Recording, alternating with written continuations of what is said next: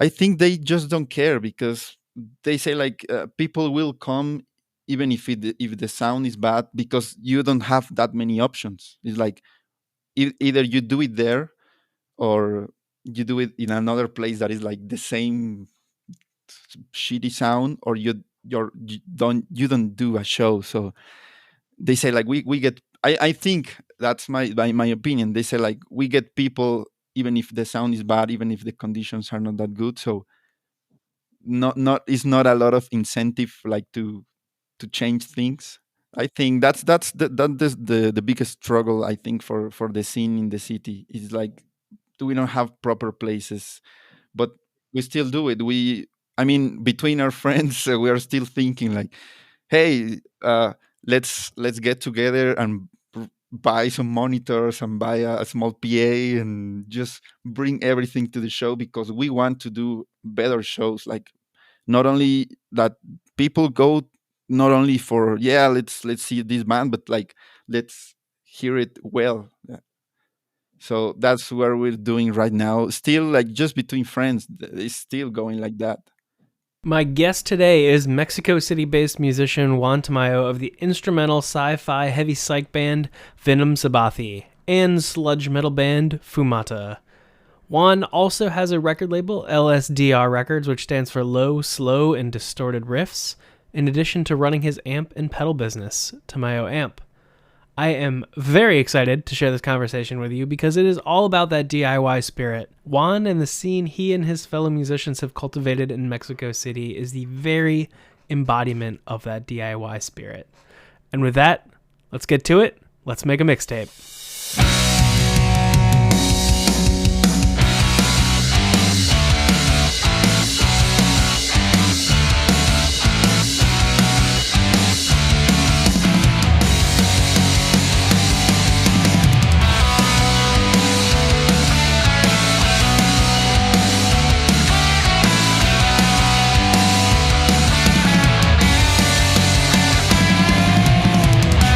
Thank you so much for joining me on season 2 of Let's Make a Mixtape. We are talking about homesick songs that remind us of home. What song did you pick, and why does it remind you of home? What does home mean to you? Hey, well, I choose the song Muerte y Transfiguración from Terror Cósmico, a band from here from Mexico City. And I have been thinking a lot about this because it's one of those subjects that really I haven't put attention to that kind of things. Mm-hmm. And it was also really hard to pick a specific song because I really could have picked something from other bands from the scene because I think for me home is not a place. I mean, obviously home is Mm-hmm. here, my house, my city, my town. But for me, Mm-hmm. I think home is it's my musical journey in a way. Okay. So yeah, I when I remember what I associate as home for me is the like all these experiences I have had Hmm. in music, and it started like in 2011 2012 when I started Binum Mm-hmm. Sabati, and it's the same year around I discovered Terror Cosmico, and not Mm-hmm. only them but this growing scene that was happening back then, Mm-hmm. which turned out to be a collective called Los Grises.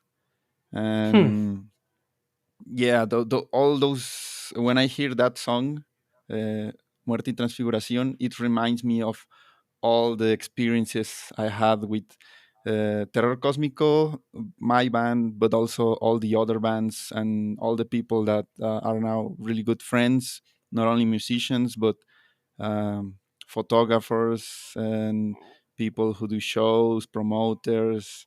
So yeah, that's I think that's what I associate when I think of home is those memories. So was Terror Cosmico kind of the beginning of that collective, or what are the origins of this?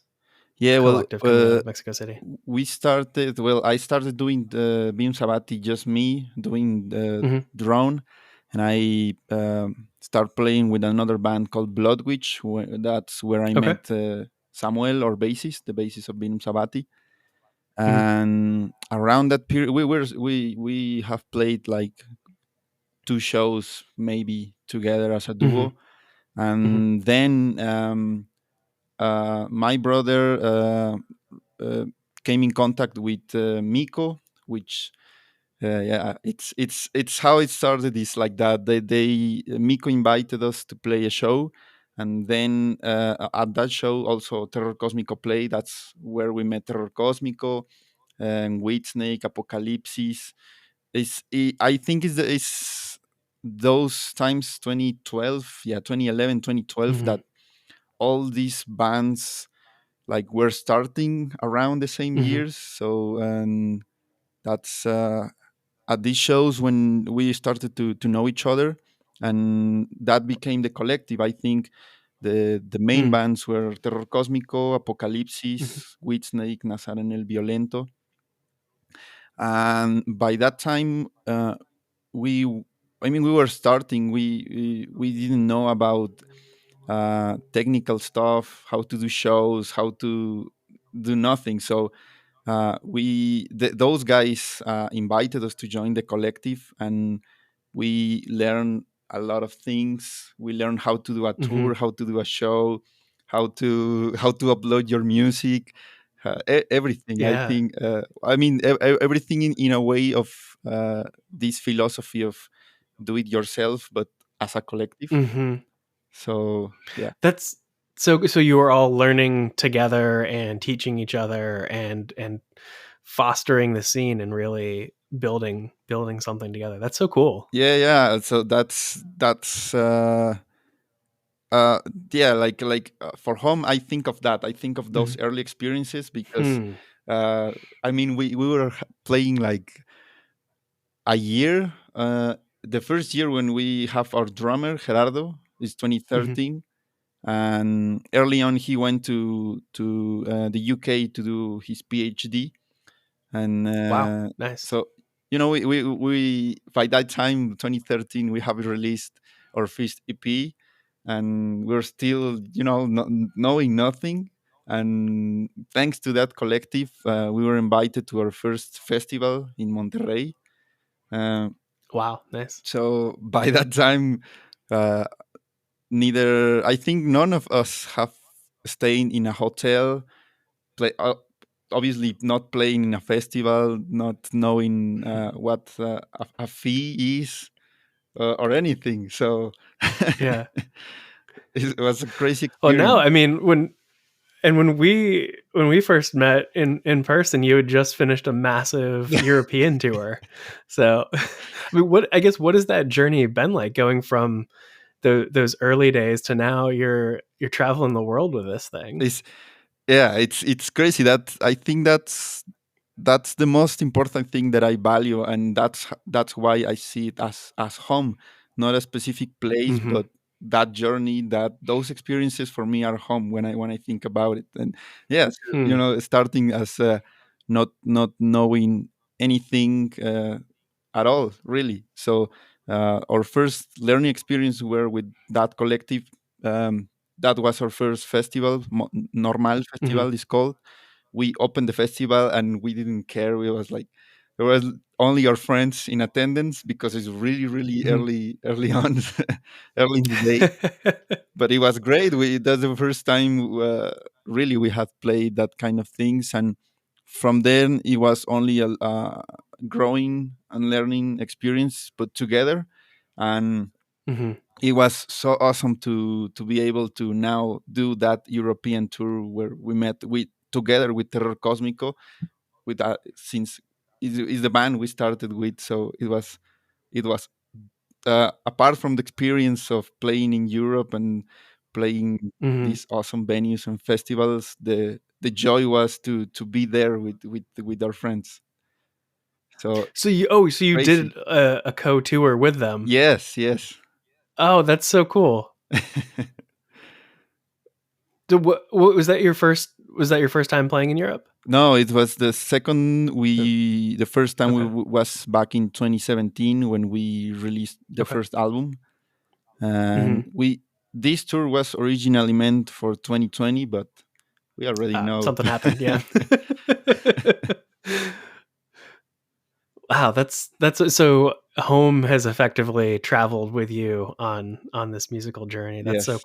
That's awesome to have. Yeah, that's so the scene.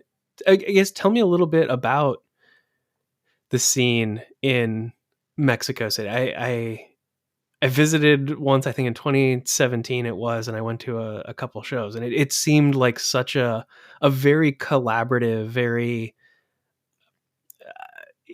it was a very welcoming scene. Like it was cool to be able to witness that. And I feel like there's something special that's been going on in Mexico City. And I guess I wonder if you could talk about your experiences that you've seen. Yeah, it's. I think yeah, the main characteristic is still cooperation. Very still Mm, very DIY. I think we're not. We haven't had any big promoters like in Europe. Like hmm you find already some established promoters, but here is still like if you want to do a tour and you from each city you go to hmm the local bands which are friends, so you already know like, oh, if mm, we're doing Morelia, Monterrey, Guadalajara, you don't have a established promoter. You still go to hey, my band can do a show for your band, and when mm, that band comes to your city, they can you hmm. can do the show for them. It has been like that since I Interesting. started. Yeah.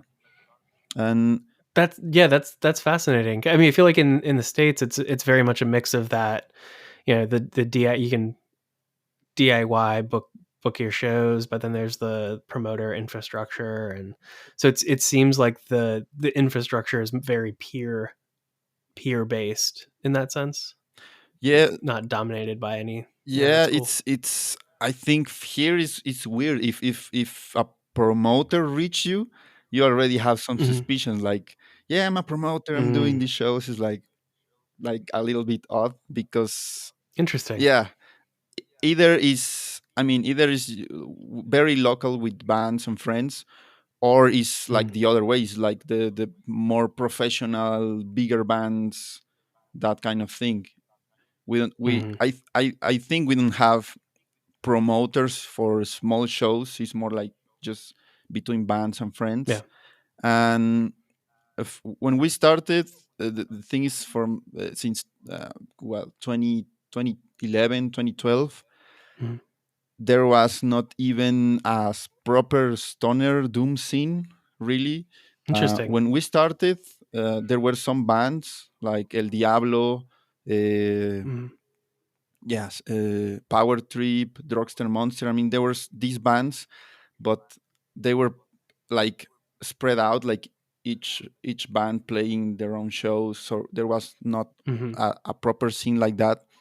And I think with the collective Los Grises, when these bands starting to get together, that's when I got a sense of really a collective, something big between bands, because at those times like 2014 2015, man, they did an annual festival for the collective, and in the second edition when we played it, it was in a house, in a, I mean, a big house, but just between the bands doing it, and it was like 600 people attending.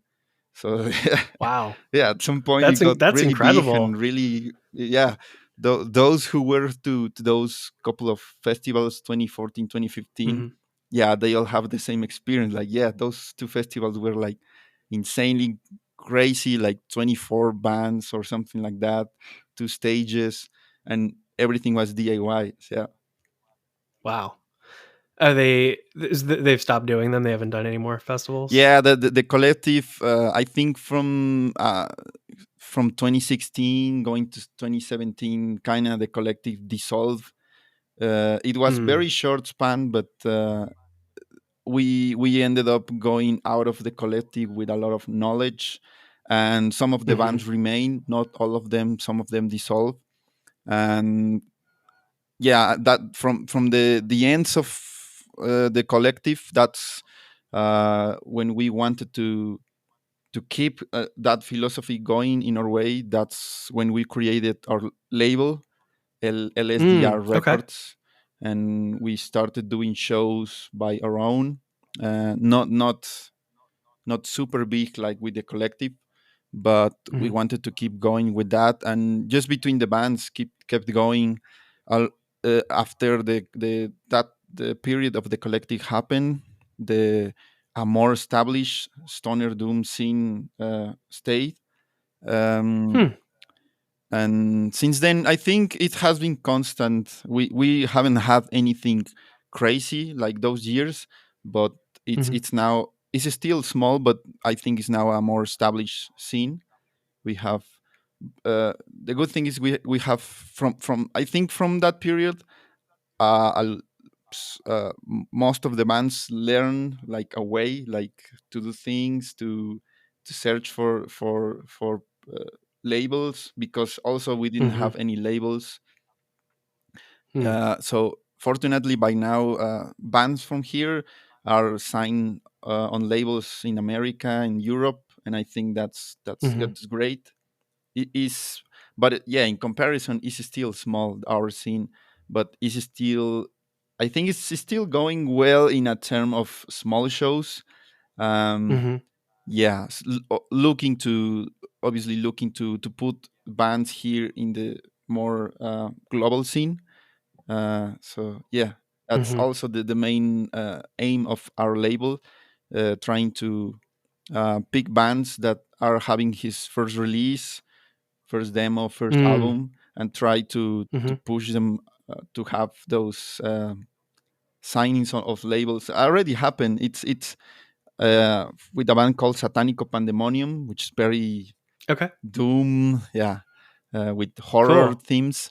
They already have a couple of albums with European and American labels, and we started with their first albums came through our label, small label, and the objective is that, just like um, having something and trying to Hmm. push it on the global scene. That's the idea, and yeah, it's still happening nowadays. There are other small labels here which are doing that, and that's great. Mm-hmm. Yeah, yeah. So you're carrying on that tradition of the collective to really help out your fellow bands, and that's cool. Do you feel like there's been a lot more international scene attention on Mexico City or in the scene in general coming out of Mexico? Even though you said it's a small scene, but you feel like there's a lot more. It's getting more of a global, um, getting more global attention, I guess, and Yeah, especially with the work that you're doing. yeah, in small steps, but I think it is. Mm-hmm. Yeah.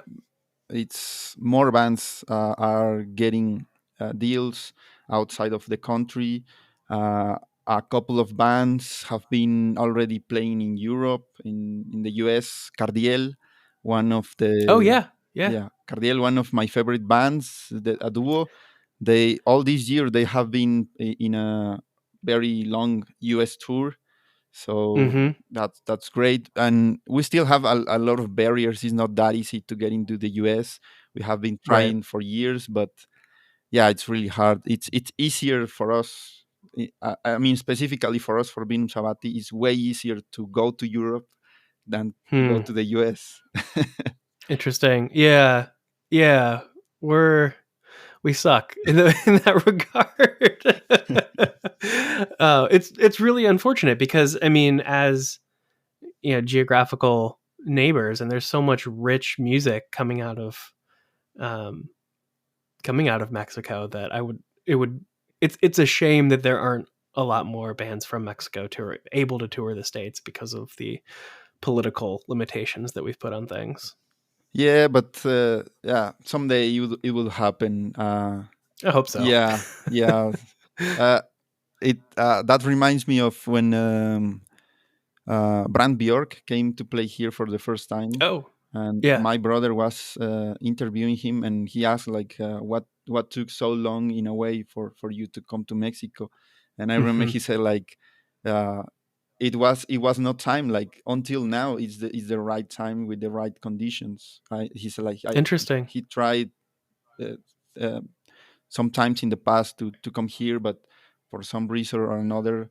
Also, I think before there was not the public in a way, because yeah, I mean, I remember the like the turning point for the scene also was when Cadaver came to play here for the first time. I Mm. don't remember, maybe it was 2014, 15, something like that. And Okay. it was a sold out show in a small venue, but Wow. it was sold out. And I Yeah. think from there the promoters, like the bigger promoters, saw like, oh, Hmm. there is a public for this kind of music. And from then bands from other places started to come here. And that was also in a way good, because that's also when the big promoters kind of, oh, who's going to open this show. And then when the local bands had a chance to get on bigger shows. Satanico, I think, opened for Monolord when they came. We opened Oh, for cool. Truck Fighters and for Thousand Mods Nice. recently. So it's also Nice. a good in a way, a good thing. It Hmm.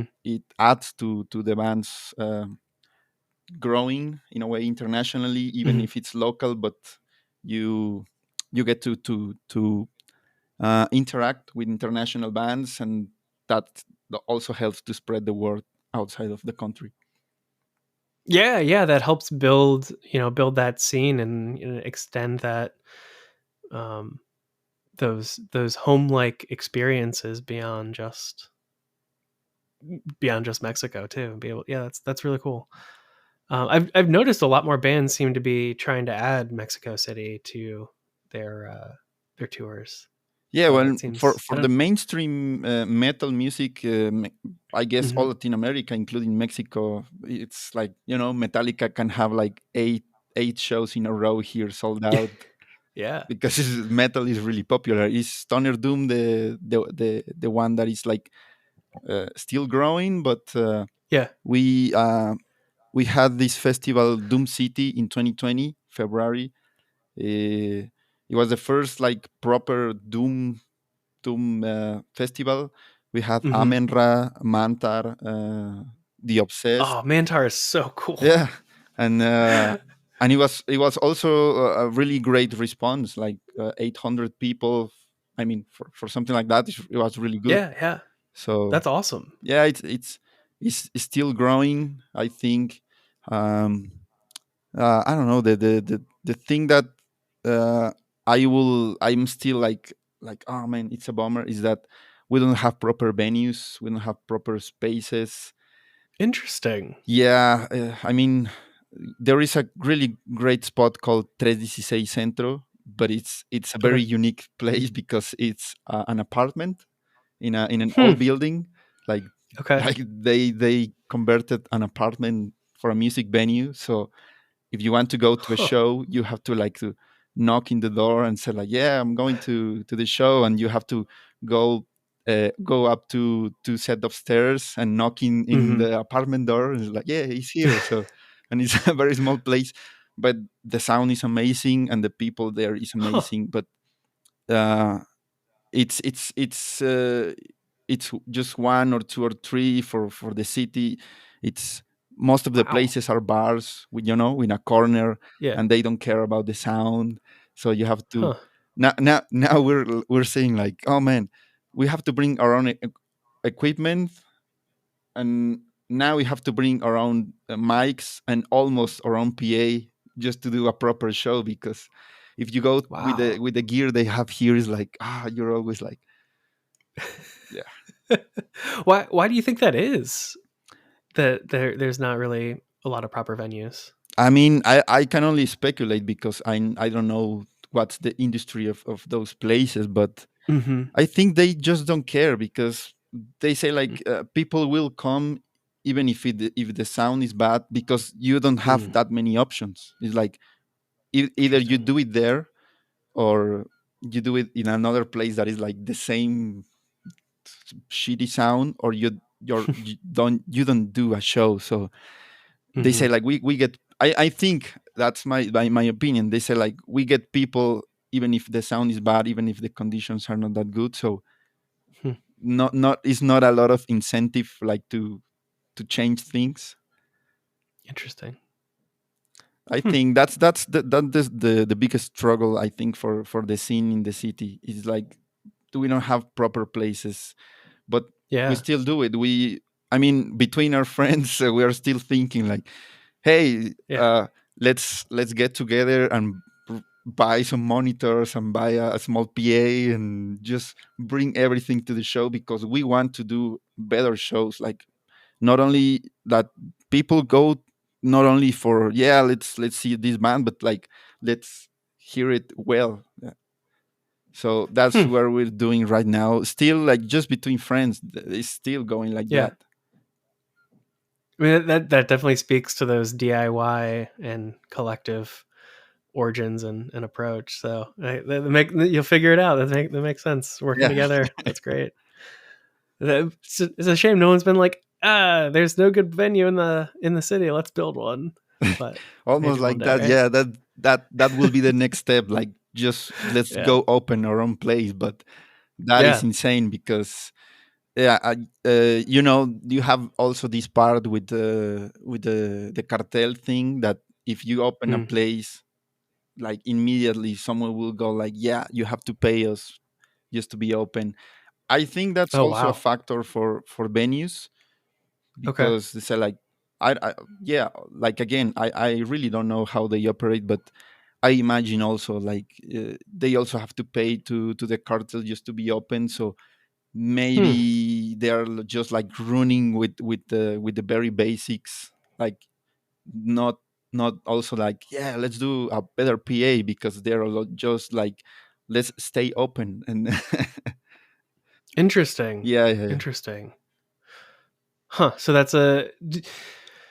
Do you feel like having to put together shows yourselves that have that good quality? Do you feel like that's kind of kept the scene in that more DIY uh, uh, vibe? I guess. Do you feel like that's kind of kept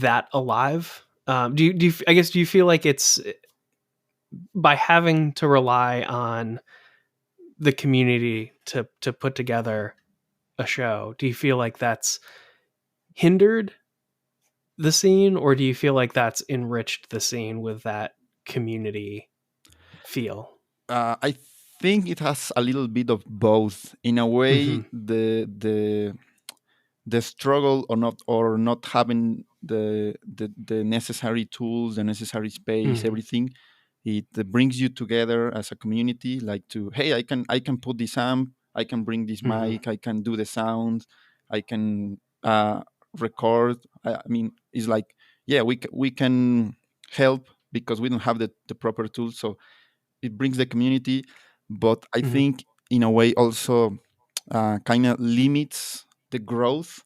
Like Hmm. I feel like we should have better shows, better venues, bigger shows, uh, offer the assistants a better show, production, that things like that. That once you go outside and you go to like to Europe to play other shows and say like I want to bring some of these things that I discovered here back to my scene, but those are the Hmm. limitations. That's I think because you're struggling still with the sound, with the lights, with the electricity. It's like Hmm. that is putting you down when you want to go like the next step. So Yeah. yeah, it's a little bit of both. Hmm. That's really interesting. That's a shame. So the cartel has a pretty big impact on how like businesses operate in the area. And it's like Yeah, especially in the city, in so, the places where all the bars and yeah, all yeah. those activities happening. Yeah, for sure. Like Hmm. I mean, you don't need to the owner telling you, but you already know. Like if you have a place in the city of the center, it's very Yeah. probable that yeah, the cartel is it's charging you for being there. So Interesting. yeah, so Hmm. that's why you cannot think. I mean, it will be a great dream like to open your place with your friends, but Yeah. yeah, it's one of those things like yeah, it's not worth it. And not only on the music or the entertainment industry. Like if you want to Hmm. open a shop for, I mean, for what I do for doing caps, pedals, if I want to Yeah. run a store, it will be almost the same. So that's why most of us are like in the shadows. Interesting. Interesting. So you're building. Yeah, you're building your businesses. Not you're not creating stores. You're running them from your homes Yeah, exactly. Yeah, and close hosting doors. shows in your homes. Yeah. Yeah. So I mean, tell me a little bit about the cabin pedal business. How did you get started doing that? um yeah, it was actually, it was around the same time I started with all this the music. Of Hmm. everything is connected. But Yeah. it was like also 2011 probably when I started university, and yeah, playing, started discovering the heavy bands, and yeah, I want to play Yeah. this. And the first thing you see is sleep with the wall of green amps, bodies with the wall of Model Ts Yeah. and orange and Yeah. everything. And it's like I want to play this, and all my heroes are playing with all of these. So but Hmm. I started looking in the stores here, and obviously we also have very limited options in those terms. If you go to the music stores here, you get like Marshall. Hmm. Back then, not even Orange was here. Just Marshall, Line Six, those things. So Mm. very limited. Fender, and and it was very expensive also. So I was Hmm. like, I want to have a 4x12 for me, but I don't have the money. And yeah, so again, the DIY, like let's Yeah. build one. So yeah, so I Yeah. built one for myself, a cabinet. And um, from there, friends really, or same friends. Actually, Javier, the Hmm. guitar player of Terror Cósmico, was the first client in a way. So it's like, hey, I Oh, made a cool. cab, and he said like, cool, make me one. And from there it started, like just friends, like mouth to mouth, like, yeah, I saw these guys playing and they have one, I want to. So Mm. from there, and it was at the same time I was doing university. So for during all university, it was like a side job. um, Hmm. from and when I finished it until now, like I probably last year or the year before, it became my full-time job. That's awesome. And it's it's challenging, but yeah. Yeah, I bet. But that's cool. So that you've basically made it into your side job was able to be enough to sustain you as a full time job. Then like you're able to pursue your passion in that regard. That's Yeah, cool. yeah. I mean, having going on tours with the Yeah. bands and just being really involved in music really didn't gave me a lot of space, like to have a proper job. Yeah. Yeah. Yeah. So just was just school, then music, and between then I was doing cabinets, and Hmm. just to not starve. and Yeah. Yeah. Yeah. and actually it took I mean, I finished university in 2015, but I Hmm. graduated a year last year. It took a Okay. long time to write my thesis, because between then it was the first European tour with Binum, Yeah. then Yeah. Yeah. also the European tour with Fumata, another band where I play Hmm. bass. So yeah, and now finally after that, yeah, I haven't even realized, like, yeah, this is my full time job now. What did you go to school for? Mechanical engineering. Okay. So is that um when you were going through your studies, is that kind of what taught you what you needed in order to Like start building cabs, or did you already half have? halfway, because Okay. mechanical is not really doesn't have, Electrical. yeah, Yeah. yeah, electrical or sound. So really have been self learning all of those things. Okay. um yeah, and I mean the good thing is, for me, is experimentation and learning. Like, Hmm. I'm always trying to, yeah, to improve, experiment, Hmm. learn. That's the good thing. And in a way, just the engineering in general, like, gives you like the mindset and the tools. But Hmm. yeah, like, all my peers in college, it was like, yeah, I'm gonna go to a company and have my car and my house. And I was like, nah, man, I really don't want to go to an office job. Yeah. So, Yeah. and it But it gives you the freedom because I mean, you work your own hours, so you can, you know, put a pause on production if you need yeah, to go on tour it's for a little bit. Yeah. it's a two-sided sword. I don't know how, Yeah. what's the, yeah, right, because, Yeah. yeah, I mean, there have times where I was building like 7 or 8 caps at the same time. Wow. And everything is me, everything, like, from scratch. Like, I get Hmm. the wood, the sheets, and that turn it into a calf. And since last year, early this, yeah, January this year, I started with the pedals, the fusion out. um yeah, so now, it's that thing that, during the pandemic, I had a lot of orders from cabinets, but going Hmm. out of the pandemic, that completely stopped. So now I'm doing pedals. So it's like Hmm. balancing that thing. So yeah, in a way, it's good because you can go on tour and have your own time. Also, there are times where you can, yeah, it already happened. Like, in 1 6 month period, I didn't have any orders. So Yeah. it was like, just like, trying to survive. Oh. Yeah. That's hard. Yeah. I, I imagine it's you don't get a lot of international orders for cabs given the No, not at all. shipping Yeah, the same thing. constraints. And But yeah, have pedals opened you up to a more international market? yes, yes. Fortunately, actually, for the tours, for this tour we did, I did, uh, 2 batches of pedals, and I brought that with me. So Hmm. during the tour, I was like, uh, giving pedals and Oh, selling pedals. nice. Yeah, it was cool.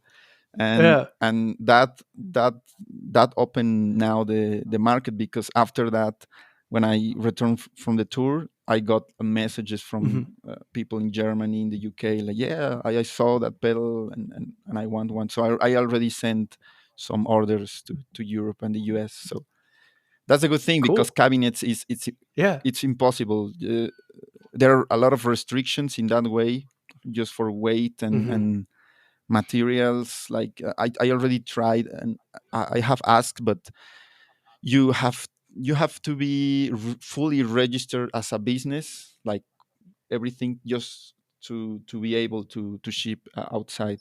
And Mm. really, at this point, for me, it's not doable. Be like, register as a full thing, Hmm. business. It's just me building stuff, like. Yeah.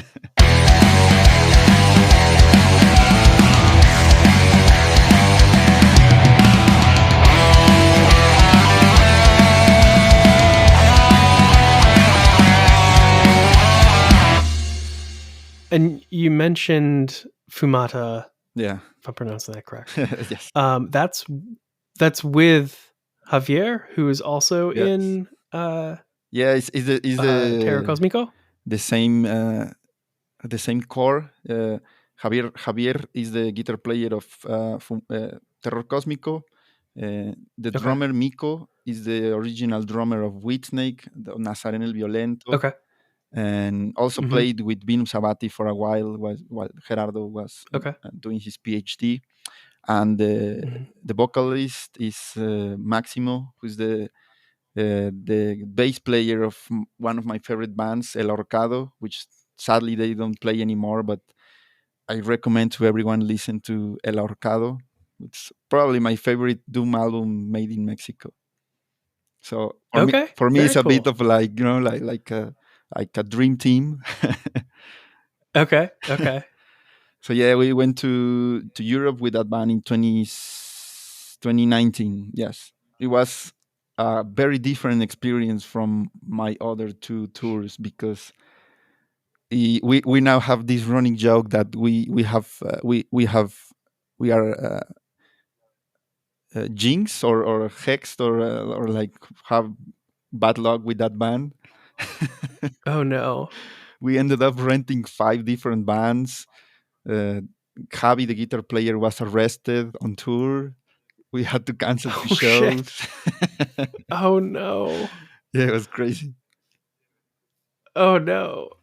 Is Wow, what happened to the vans? That's a lot of vans. A lot of bad luck.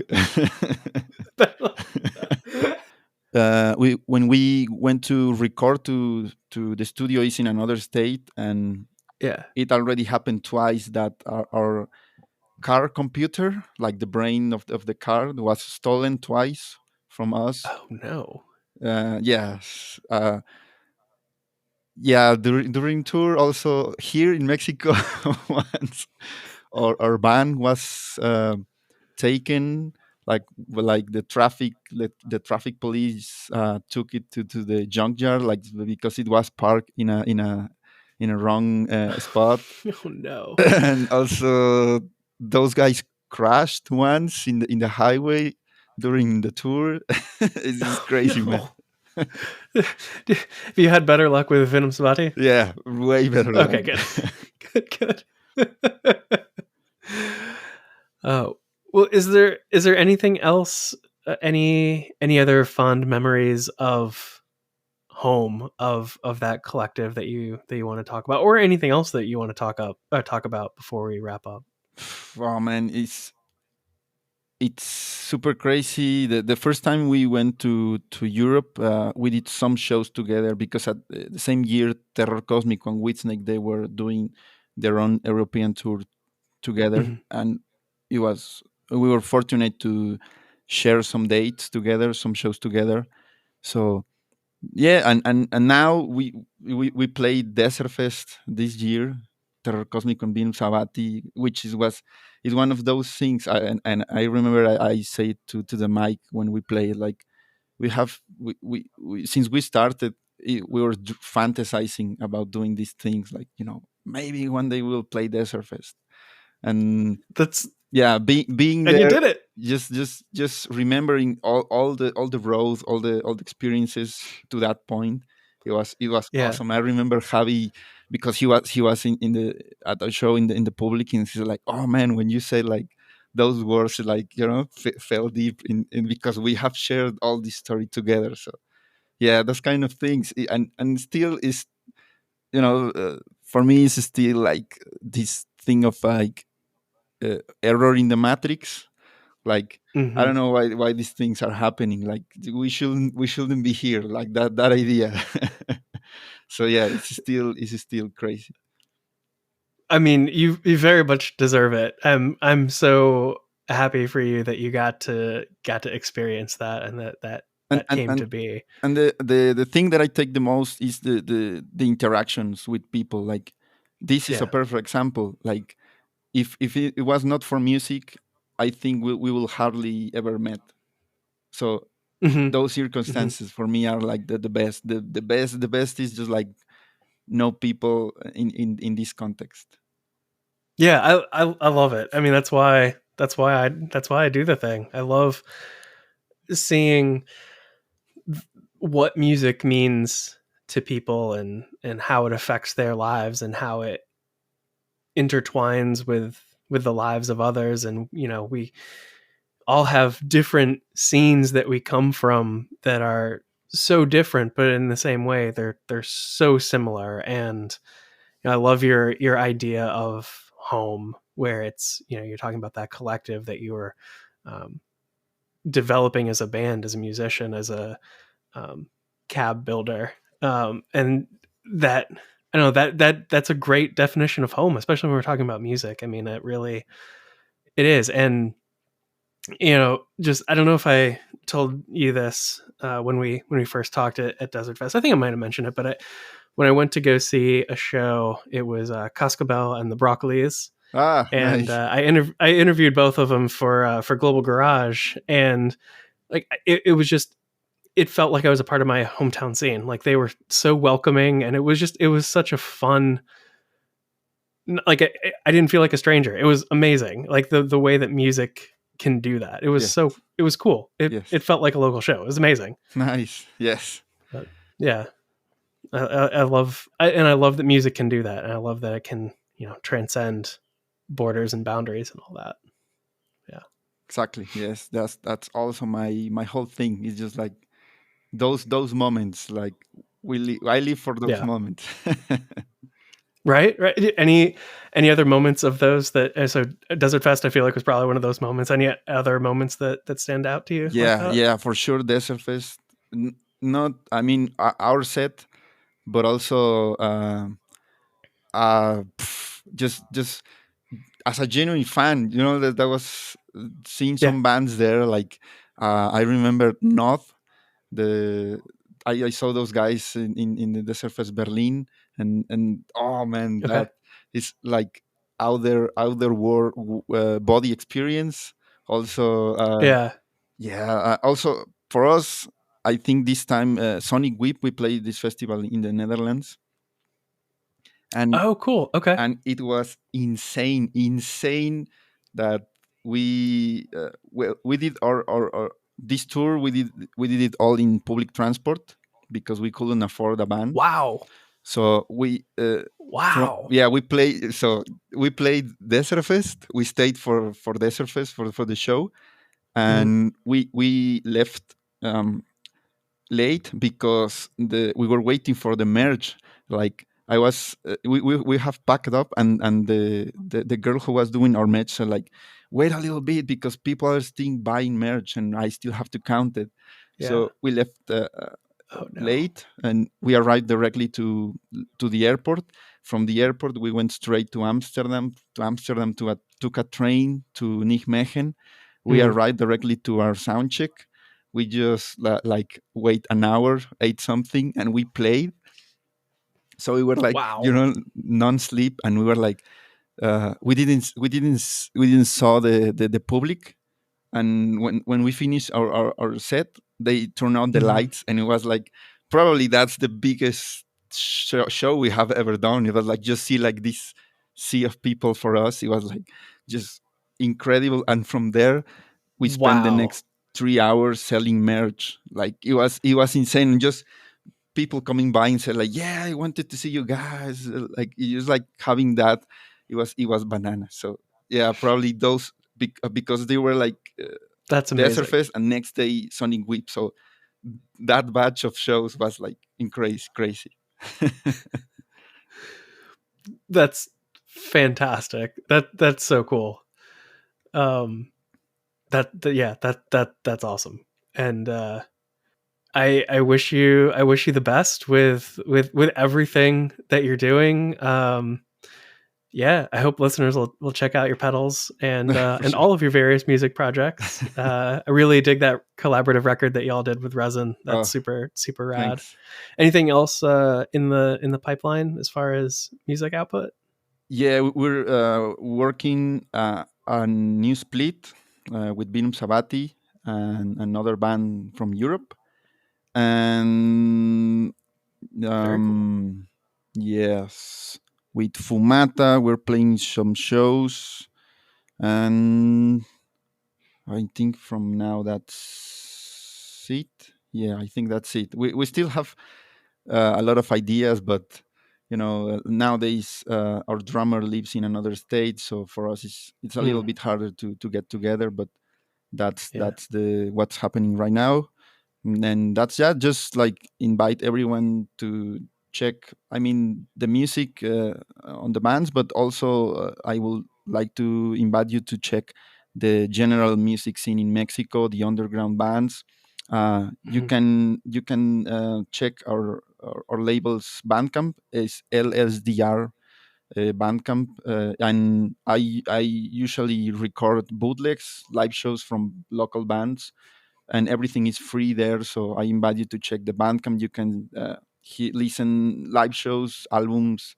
We have a lot of stuff there if you want to start digging in the Mexican scene. Yes, and listeners, I'm going to put a heavy second on that because the music coming out of Mexico right now is incredible. And yeah, dive in, please. It's fantastic. It's great. I can't say enough about it. Juan, thank you so much for joining me on this episode of Let's Make a Mixtape and talking about a song that reminds you of home. Yeah, and well, hope you dig the sound. The song is a long one. Is the last from the opening album, well, the first album of Terror Cósmico.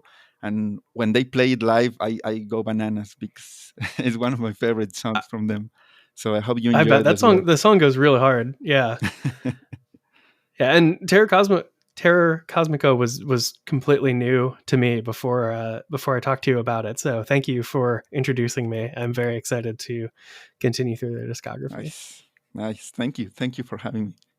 Massive thanks to Juan for joining me on this episode. If you want to hear Muerte y Transfiguraci, be sure to visit the show notes at letsmixtape.com, where I've linked the Season 2 playlist, as well as a lot of the bands that we talked about over the course of this conversation. If you want to hear some of Juan's music, well, here you go. This is Hex 8, the Malthusian Spectre by Venom Sabathi, off of their split album with Bristol-based Segvera, titled The Good Earth is Dying.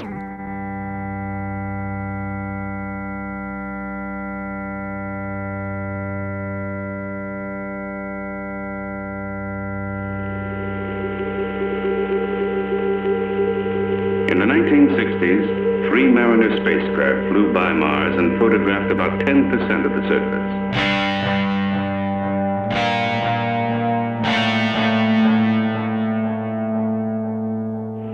Gone with the canals, gone with the cities, gone, a brilliant and sinister Martian.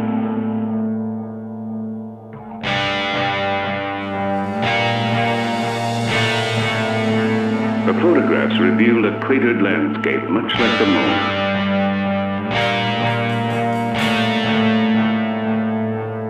Waterless and apparently hostile to life.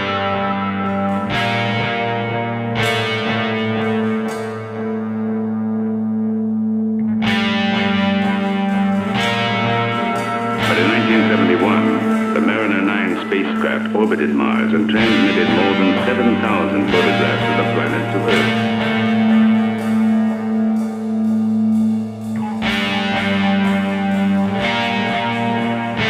The southern hemisphere, seen by earlier spacecraft, flattened and gouged by the impact of meteorites.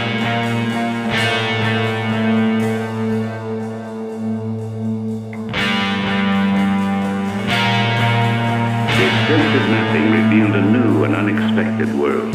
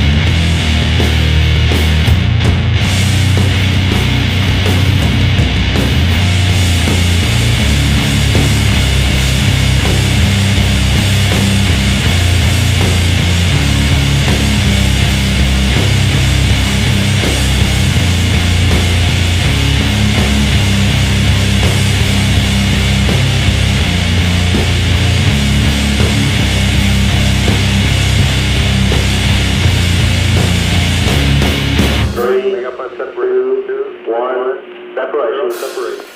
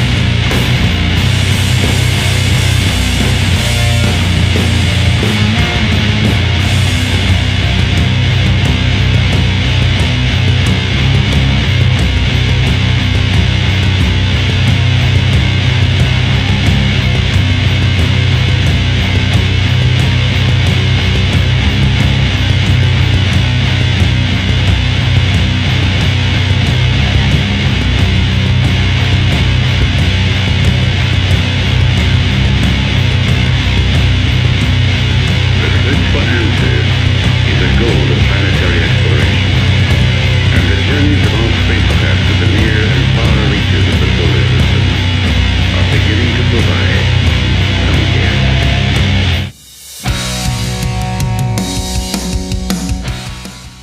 Thanks for tuning in. Be sure to subscribe and rate the show wherever you get your podcasts. Next week is the season finale, and it is one hell of an adventure.